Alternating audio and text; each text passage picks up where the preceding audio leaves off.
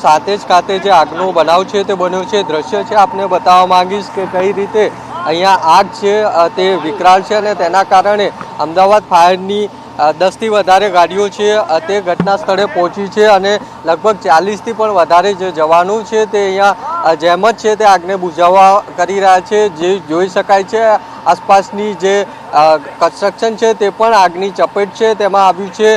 ખાસ જે રીતે આગનો બનાવ છે તે બન્યો છે અને તેના કારણે ન માત્ર અમદાવાદ પરંતુ અમદાવાદના આસપાસના જે વિસ્તારો છે ત્યાંથી પણ જે ફાયરની ગાડીઓ છે તે અહીંયા પહોંચી છે। ફાયરના 40થી પણ વધારે જવાનો છે તે પણ ઘટના સ્થળે છે। જવાનો છે તે જહેમત છે તે કરી રહ્યા છે આગને બુઝાવવા માટે। દ્રશ્ય છે તે આપને બતાવીશ। સાહેબ, શું કોલ હતો અને અત્યારે કઈ રીતની પરિસ્થિતિ છે?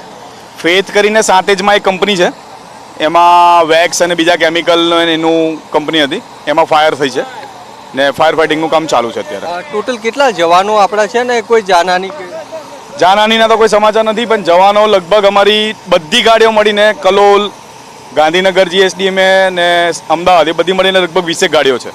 એટલે 20થી પણ વધારે ગાડીઓ છે, અમદાવાદની 10 જેટલી ગાડીઓ છે તે અહીંયા ઘટના સ્થળે પહોંચી છે અને આ રીતે અત્યારે આગની જ્વાળાઓ છે તે જોઈ શકો છો કેટલી વિકરાળ છે તે જોવા મળી રહી છે અને સતત પાણીનો મારો છે તે ચલાવીને આગને કંટ્રોલમાં લેવાના પ્રયાસ છે તે ફાયર વિભાગની ટીમ છે તેના દ્વારા છે તે કરવામાં આવી રહ્યા છે।